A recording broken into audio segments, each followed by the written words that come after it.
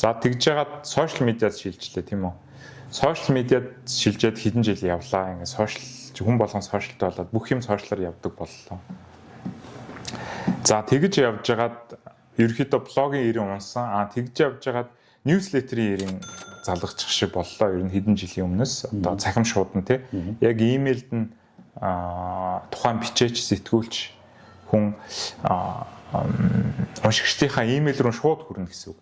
Энэ бол маш том давуу талтай. Яагаад тэгэхээр энэ бол дундын зуучлагчгүй явж гин гэсэн. Өөрөөр хэлэх юм бол одоо энэ сошиал медиа компаниудаас хамааралгүй болно.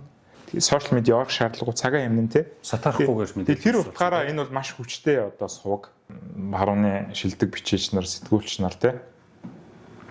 Substack төр одоо өөрсдийн гэсэн одоо юу гэх юм платформ блогыг гэх юм уу вебсайтыг бий болгоо тий тэрүүгээр их бичиж байна.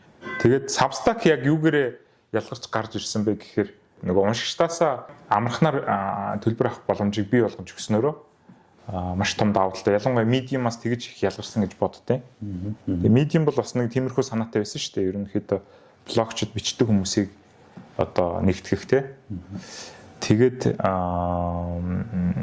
тийм шалтгааны улмаас ерөн Substack нэлийн хүчээ авч удаа гэж бодож байна.